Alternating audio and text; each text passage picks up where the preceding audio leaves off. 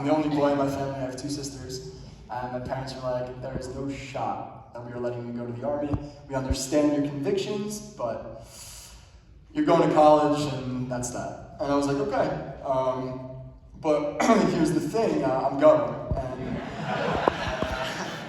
And they were like, let's agree to disagree. So I made a deal with them. And I said, look, if after 4 years of college, I go get my degree and I still want to go to the Army and I still have this conviction, I need you guys to give me your blessing because I would not be able to live the rest of my life without doing this. I know this is my passion, this is what I need to do. Every workout I've ever done, every run I've ever gone on, every challenge I've ever been on in my whole life has been for this. This has been my motivation. If I can't do it now, I'm not going to be able to do it in the Army. And that was my strength, it was my why. And so my parents, they said, all right, you have a deal. Obviously they expected after 4 years in college, I was going to have a job, a girlfriend, whatever it is, and I'd inevitably not go. But I had other plans, and just as COVID began in March 2020, I drafted to the Israeli military. And I drafted to the Paratroopers, served in a whole bunch of different places during my service, in the north, in the south, particularly on the Gaza border, for 4 months in the summer of 21. And the specific place where I served is this place, it's a base called Masha Erez. Masha Erez is really where the Mediterranean meets Gaza and Israel. So you're literally on the sea, like on the water, very, very close, literally next to Zikim, which maybe you guys have heard about in the news. Masha Erez is unfortunately infamous for, on October 7th, every single soldier who was in Masha Erez on that base was slaughtered on the base. So 50 soldiers. And so immediately this was personal for my team and I. We were there for 4 months, we know the base in and out. We did a lot of missions from that base into Gaza. So this was very personal. But I also served in Judea, Samaria, a lot of work in the West Bank, and by the end of my service, I was a first sergeant, so I had a squadron below me. And so I finished my service, well actually before I finished my service, in May of 21, there was a quasi-war, right? It was Operation Guardian of the Walls, Shomer HaChamot, where 4,500 rockets were shot into Israel over the span of 11 days. And there was an assumption that what that war was supposed to be was potentially what this war was, right? We were thinking, okay, we're going into Gaza, that's for sure. There's going to be this massive ground invasion, and fortunately, it didn't happen. But there was this idea something's brewing, right? And this is not the end, right? 4,500 rockets to Israel. We destroyed a lot of Hamas's infrastructure at the time, but not everything, and we knew that there's a bigger battle coming. We didn't know when, but we knew something was coming. And so I finished my service in March of 22, come back to America, I already had a degree on my belt, and I started working at an international bank, and started doing project finance, very boring finance, who cares? Anyway, you gotta make money somehow, right? Yeah. So I'm working at the bank, and it happened to be the Jewish holiday of Simchat Torah, which is the celebration of renewing the Torah, which is we do every year. And I'm by one of my friends in the city in Manhattan. I live in Queens. He lives in Manhattan. I was staying by him. He incidentally also is in the Army, same battalion as me, 890. And we're together going out late the night before. Like the night, I guess, is already October 7th in Israel, but we got back at 3 in the morning, going from synagogue to synagogue, party to party, whatever. We were drinking, having a good time, whatever. We get back, go to sleep just like any random night. 7 in the morning, one of our friends, I'm observing, my friend's observing, but there was one other guy with us who wasn't observing. And he wakes us up, says, guys, Israel's at war. Okay, Israel's at war. For somebody who isn't in the military, and I said this the other night as well, for somebody who isn't in the Israeli army, when somebody who wasn't in the army says Israel's at war, you don't immediately think the worst case, right? You don't think Israel's actually at war. You think, okay, another couple of hundred rockets shot into Israel, right? It's already a routine. We're used to this. It's happened. May 21, we were both there. 4,500 rockets were shot into Israel. We didn't go into Gaza. it's not necessarily war, right? Obviously this is different. Throws on the TV, we start seeing the news and everything going on. And after the sudden shock, right, I was too young in 9/11, but for what we considered our 9/11 moment, we said, okay, we need to get back to Israel. Right? Our teams are literally probably going into Gaza in the next, if not a couple of hours, next couple of days.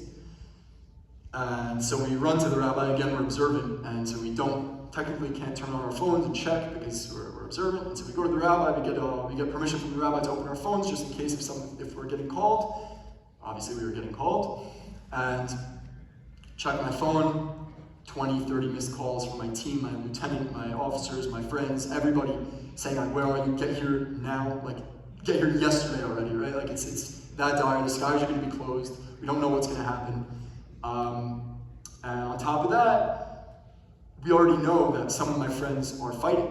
Like, they're fighting against the terrorists who went into their communities. One of my best friends, Ofer, had already gotten shot. We had no idea what happened to him. He was in the hospital. His phone is like, nobody's able to reach him. For 17 hours, we had no idea what happened to him. We certainly thought he was dead. He was protecting his community and the neighboring community from the terrorists who infiltrated. Unfortunately, they killed over 25 people in his community and over like 30 in the neighboring community. And he and his father and 2 brothers were the first line of defense before the army got there. And so his brother got shot, he got shot. Thank God, they're both okay. But I mean, imagine, right? You're in your home and somebody comes into your home to try to murder you. That's simple, to take the women and bring them back to Gaza, to rape them, or whatever it is. This is what people were dealing with on the morning of October 7th in Israel. Mind you, a lot of my friends, even one of my commanders, was at the Nova Festival. And he, thank God, by miracle, got away, ends up coming back to base the next day after knowing a bunch of his friends got killed. For him, this was like, this is what I'm made for. This is the fight of our lives. I want to give you a story about one of my officers. His brother is in the Delta Force equivalent in Israel. It's called Sayeret Matkal. It's, if you guys have ever heard of the raid on Tebbe back in the day, so Sayeret Matkal were the people who rescued them. Okay, and so they're like the top force in Israel. So my former officer's brother was one of the first people to go into Be'eri on October 7th. He was killed by a sniper. He was a captain. He was killed by a sniper. And his brother, my former officer, got word as he was being called, right, to go to the same place, got word that his brother was just killed in action. And there's a rule in Israel that if you're the last son, you have the choice, right? If somebody was killed in action, you have the choice to go or not go if you're the last child.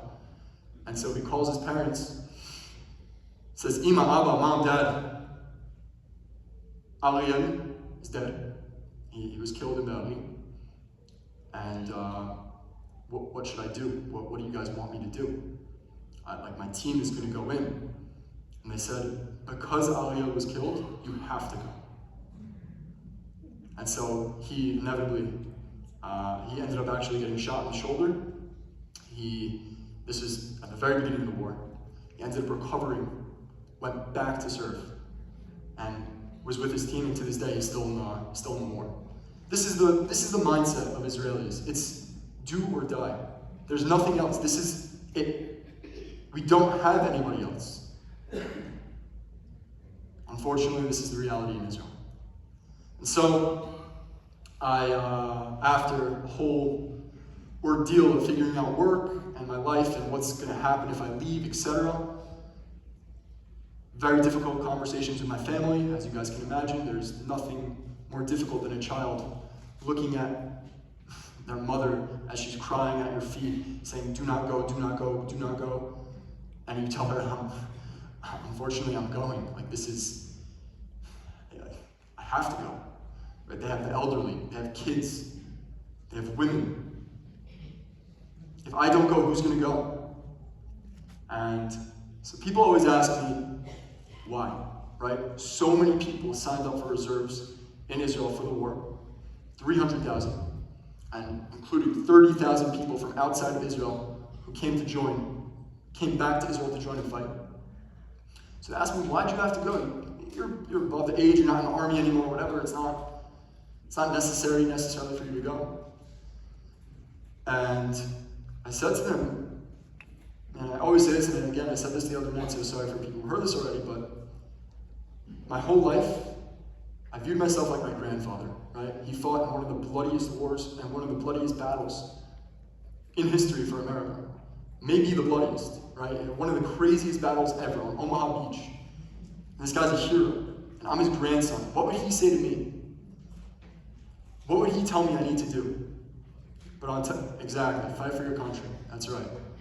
And I always said to myself that if I was living in the times of the Maccabees, I would have been a Maccabee. And if I was living in the times of the partisans fighting against the Nazis in the forest after escaping the ghettos and escaping the concentration camps, I would have been one of the partisans fighting against the Nazis. And if I was living in the times of the Irgun and Lehi and the Israel movements at the grassroots of Israel trying to liberate from the British, I would have been one of them. So history extended its hand to me and said, here is your golden ticket, here is your opportunity. You're going to say no? No. This is my chance to protect my people. Throughout history, for thousands of years, Jews have been targeted and have been scapegoats and have been murdered, massacred, raped, destroyed, pillaged. And it's my chance, my responsibility to be one of the fighting Jews in history. Of course I'm going to do it. It's the easiest, hardest choice of my life. Hard because I have to say bye to my family, but nothing more easy in terms of what I need to do. So, I go to Israel. I rejoin my team, and same team that I was with during my service, and it was emotional, to say the least, right? We all know somebody who was kidnapped. One of my best friends, his ex-girlfriend who was kidnapped, and her brother at the festival, and one of my best friends, 3 of his best friends were killed, and there's everybody knows somebody. It's no different than if somebody in this community, God forbid, got murdered, every single person would know, and would feel, and would want to be there, and would want to help. It's no different. No different than on 9/11, when everybody heard of somebody, oh, my cousin's friend, whatever. Everybody knew somebody who was impacted. It's no different. It's the same. And that's how we felt on October 7th. Just to give you the idea. And so we were training. The thought was maybe something was going to happen in the north with Hezbollah in Lebanon. And so we were training for potentially entering into Lebanon and fighting. And then they said, you know what? It looks like it's not going to happen. If they wanted to get involved, they would have already gotten involved. Although there is a war of attrition kind of going on, but we mean a real, similar to what happened on October 7th was what we expected was going to happen, and it didn't happen, thank God. But we were training, and then we ended up going, they sent us to Judea, Samaria to do a lot of work in places like Jenin, Nablus, Hebron, all these different places that were terrorist hotbeds. And so we did a lot of work there, but like I always say, there was still this feeling that we're not here for Nablus, we're not here for Jenin, we're not here for Hebron, we're not here for Lebanon. We're here for Hamas. We want Hamas. They hurt us, they gave us a scar that we will remember for the rest of our lives. We're here for Nakama, we're here for revenge, and we want our people back. And we're going to get them back, by any means necessary. Yeah.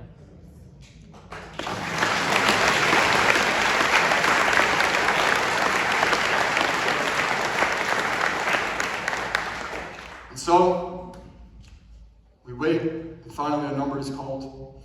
So my team and I, we end up going in to Gaza, end up going to a place called Sajaya, which is in the middle north of Gaza. And we're there for approximately, I don't know, like a week and a half, 2 weeks, whatever. We come out, and they say, okay, send you back in for a month, and you're going to take over a city. The idea was essentially that intelligence was saying that this is an important city for us to take over. I'm not going to share why, it's not important, but we had to take over the city. It was quite close to Khan Yunis, which you guys I'm sure have heard about in the news. And so that was our job, take over the city with three other groups. And so that essentially looks like we have a strip going house to house, location to location, location, location, location, location, and just taking it over completely. This area, just to give you guys an idea, there are no civilians here. All the civilians have already left, have been escorted by either other teams or, my team and I have also escorted civilians to safety at the expense of our own lives. And so we go in, start taking over the city, and I want to share just a couple of interesting stories that I think you guys will take a lot from. So the first story is, the way that it worked was they said to us, 95% of the time that you have an encounter with the enemy, you will be ambushed.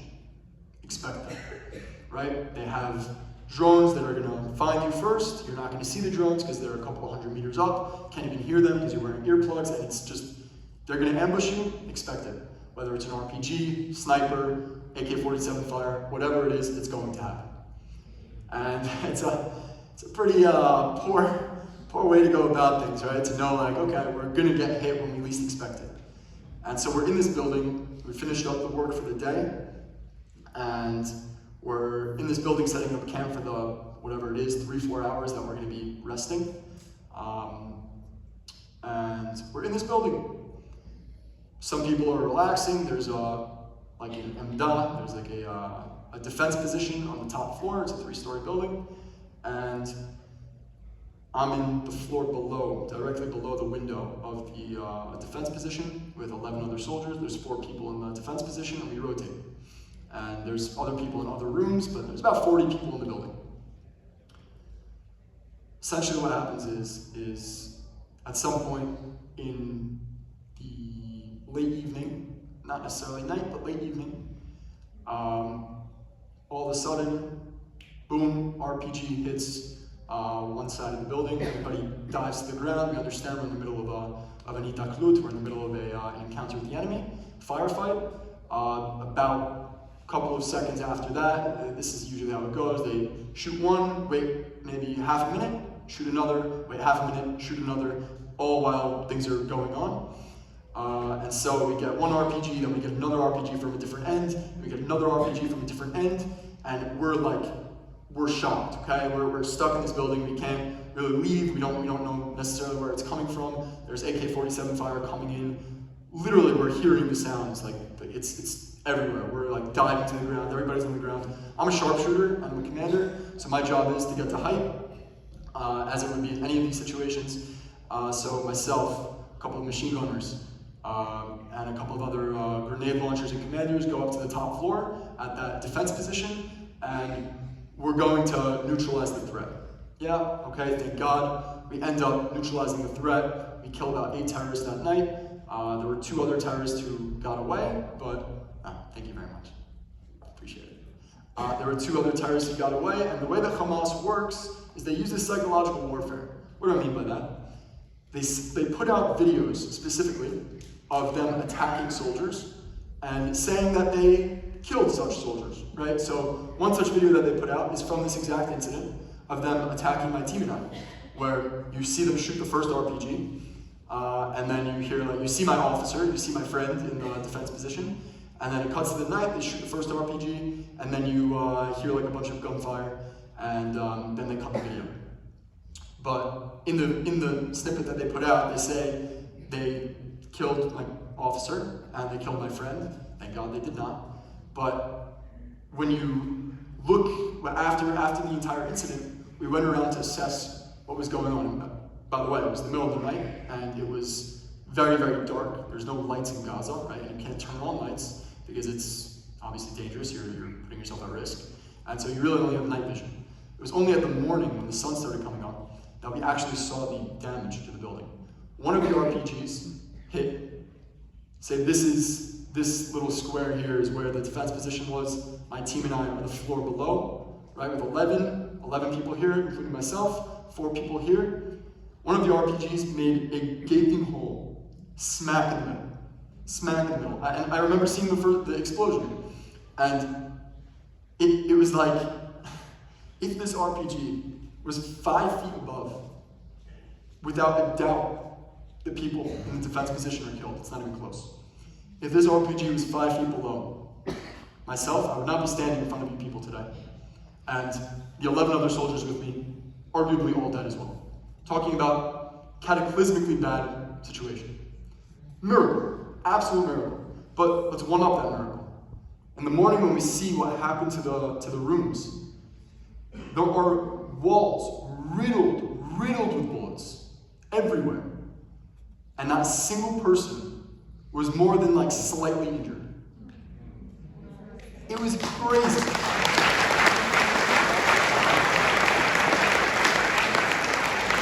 We're all looking at each other like, man, that could have been a lot worse, right? I want to give you another situation. These kind of things were happening all the time, right? These incredible miracles. And so, one other situation that happened was when you go into these buildings, you get intelligence, right? They're saying, okay, here we found a tunnel entrance. Here we found a cadaver. Here we found, I don't know, ammunition. This building is potentially rigged with explosives. And so we know exactly or relatively, where we're supposed to go, what we're supposed to do, which buildings not to enter into, etc. And one such building, on a random day, my lieutenant, that same guy who was in the defense position, who you can see in that video, Yotam, we're about to take over this building, and I'm the first team, right? Of my team of 30, I'm in the first class, I guess, right? And so of 10, and so we're going in first. And so Yotam is leading us, and before we go in, he's like, you know, the intelligence said that a building about 100 meters away, about 300 feet away, is rigged with explosives. This building that we're about to go into is not. But I don't know. Something feels weird. I don't want to go into this building. I think we should, before we go into the building, which is not like a crazy thing to do, to shoot at the building or whatever, shoot a grenade launcher into the building, just make sure everything's okay. Maybe there's terrorists waiting inside, you have no idea. All right, crazy things happen all the time. But we just went into 3 other buildings, and Yotam did not have this intuition. And so we say, okay, so we're gonna go back 100 meters, and it kind of takes more time, and this means that we're not gonna be able to get to a different building we wanted to get to. Yotam's like, you know what, it's my choice. I'm deciding we're gonna take this safe route here. So we go back about 100 meters. My friend Eli shoots a grenade launcher into the 2nd floor of the building. Just to give you guys a context about what a grenade does to an actual room. Say a grenade blew up right here, there would be very limited damage to this room, right? I mean, maybe the people in the front, a couple of rows, sorry guys. You guys might be a little bit injured for sure, but the radius is really only, the kill radius is 7 meters, right? So 21 feet. And then beyond that is like 14 for injury meters. But what it would actually do to the room would be fine. We shoot this grenade into the 2nd floor of the building explodes. I mean, in the air, to the point that we had to dive to the ground because the debris and the concrete was coming at us from 100 meters away. It was completely rigged with explosives. And so, I remember I turned to Yotam and I'm like, I don't know what got into you for that building, but God bless you. We would have all died.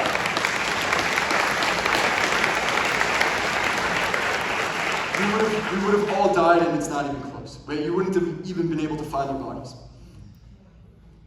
You guys just clapped. And I think the interesting thing about you guys clapping is that I wish I could explain to you how little that is my merit and my team's merit, because it's not. It's God. But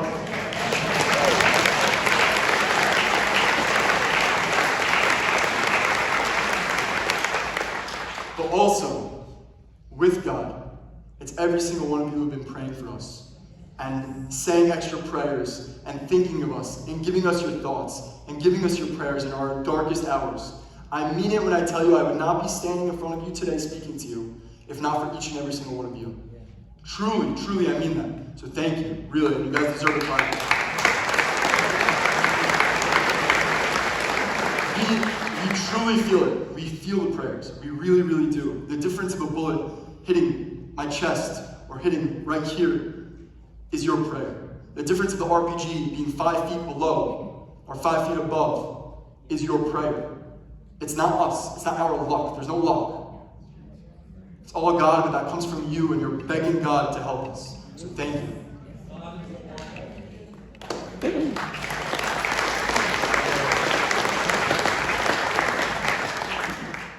So, Gaza, right? We end up doing a whole bunch more missions, find a ton of material on where tunnels are. I found about 40, 50 different tunnel entrances.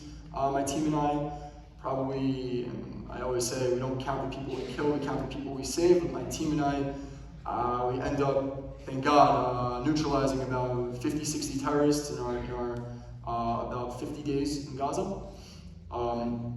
And we finish our stint, and we come out, and this is late January. We come out, and I'm going back home, right? My family is waiting for me. I haven't seen them in 4.5, 5 months. And I get back to America. Not the America I remember. Not at all. I remember America when I left supporting us. An America that was sympathetic to Jews and to Israel. And I come back to an America where there are encampments, and there's people yelling for an intifada revolution, and for people asking for the Zionists to be kicked out, and for people to murder Zionists. I don't know if you guys just saw yesterday what happened in DC. People literally saying that Zionists should be killed, asking Hezbollah to come kill Zionists. How many people in this room consider themselves a Zionist? And before you raise your hand, it just means the right of the Jewish people to have a homeland. These people are asking for your death just as much as mine. Understand that.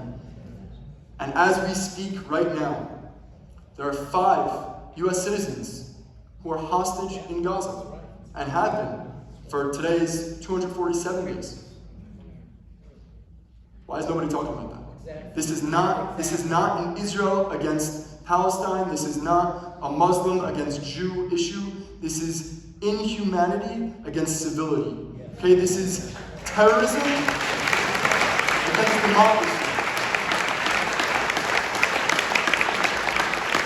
This is America against our enemies who want to see us crumble. And after they come for Israel and the Jews, they're coming for us. They're coming from Idaho. They're coming for everybody. Because they don't care about freedom. They don't want freedom. They want death, destruction, and their way, and no other freedoms. And that's why I truly salute you guys for your support and your unity. But again, I want to stress this isn't just unity for Israel, unity for Jews. This is unity for America. This is not an Israel issue. This is an us issue too. It's coming here. I guarantee you, it's on its way. And the politicians and us, everybody needs to wake up. Because if you don't want another 9/11 to happen, you have to do something now. Because it's almost too late. It's almost too late. But what will make us strong, what will continue our ability to fight against these people who hate us, and hate freedom, and hate democracy, and hate America, and hate Jews, and hate Christians, is to unite. And to be together. Hand in hand, side by side, like we say in Hebrew, katef to katef, shoulder to shoulder, no matter what. So I appreciate you guys so much. Truly, it's humbling, and I'm so fortunate for the opportunity to speak in front of you people. You're incredible people, and I try my best to do as much interfaith speaking as possible because it's so important for people to understand that we are each other's closest allies. You're taught.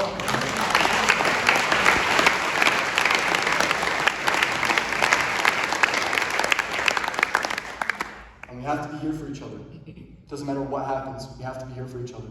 And when people ask me, specifically non-Jews, they say, okay, what can we do? How can we help? My immediate response is always a hard-line stance.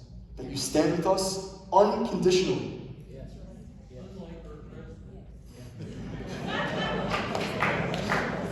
We're not going to get into that, but it's for somebody else to come speak. You can come speak after me. But that's the name of the game, standing together, because we're so much stronger together than we are if we're just alone. So I come back to America, and I see all this hate, and I decide, okay, there's a new battlefield that is called my name. That is the ideological one.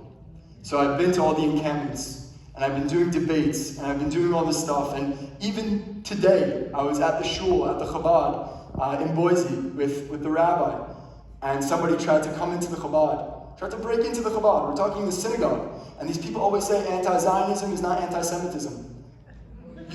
You're literally proving the opposite by coming into a Chabad, which is the same thing as a church, which represents, church obviously representing Christianity, a Chabad, a shul, a synagogue representing Judaism. You breaking into it and yelling that we're committing genocide, that is you saying that there's an inextricable link between Zionism and Judaism.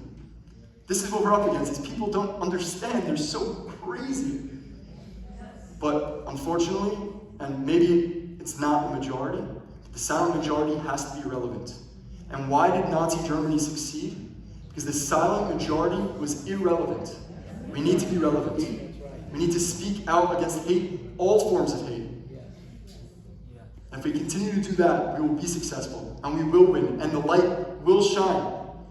So before I let you guys ask questions, I want to end with a quote. I always end with this quote, and it's a really important one. And my rabbi said it to me before I went back. And he said, war is one of the worst things in the entire world. But it's not the worst thing. The worst thing in the entire world would be living your entire life without ever finding anything worth fighting for. This, whether it's the continuity of the Jewish people, or the alliance between the Jewish and Christian communities, or democracy, or America, or whatever it may be, this is worth fighting for, and it always will be. And we can never give that up.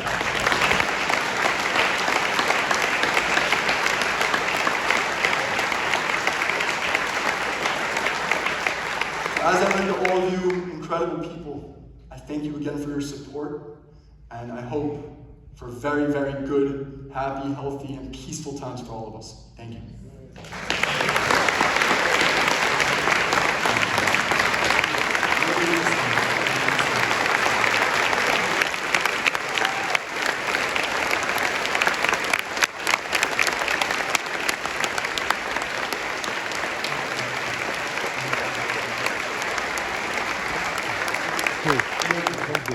Okay, Sam's going to answer some questions. So I've got the mic, I'm a runner. You guys raise your hands and I'm going to come to where you are. And just, guys, as hard of questions as you want. I'm ready for it. This is training.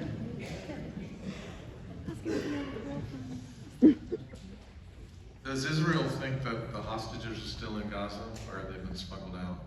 It's a really good question. Look, I'm not a military strategist, and I wouldn't speak on behalf of the IDF, nor Israel, but I would say, given that we found 4 hostages yesterday, or 2 days ago, and successfully extracted them, I would say that there's a good chance that a large majority of them still are in Gaza. Obviously, it's impossible to know exactly.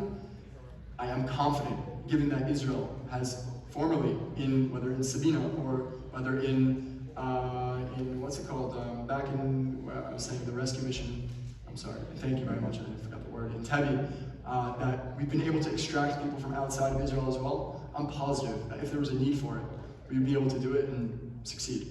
But to your point, I mean, if you're a terrorist organization, I would probably take them out of Gaza, right? And we see that there are tunnels from connecting Rafah and Egypt. We found 50 of them already. It's really impossible to know at this stage, but I'm pretty sure Israel has a good hand on it. Yeah. And we're gonna get them back, trust me.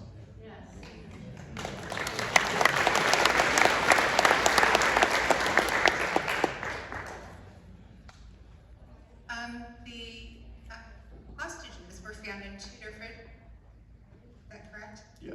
And Zamora, was he the first one to go into one? And is it ground boots on the ground intelligence that you knew that they were among the Palestinians?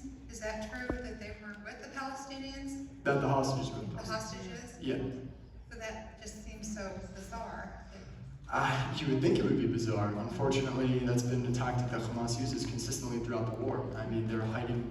When we came into Rafah 3 months ago and rescued the 2 Argentinian hostages, they were among civilians as well. And consistently throughout the war, we have found that on October 7th itself, 3,000 people came in, about half of them were civilians.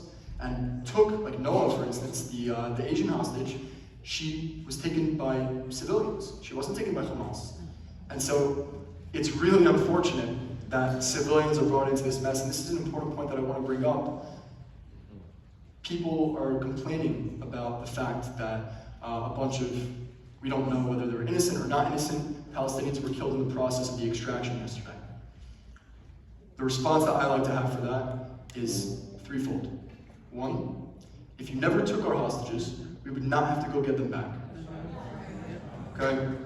2, if you gave them back any time in the last 8 months, we had October, November, December, January, February, March, April, May, June. We're now in June. 8 months, 247 days. If you gave them back any of those days, we wouldn't have to go in and get them. Amen.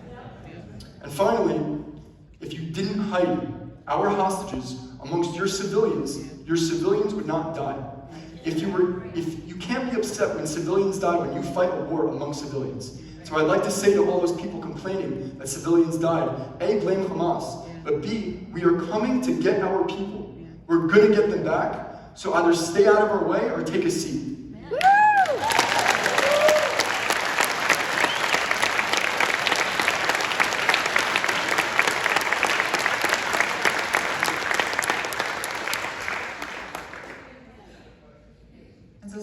I'm going to read a question that was submitted on a card. Sure. How dependent is Israel on the United States to finish off Hamas?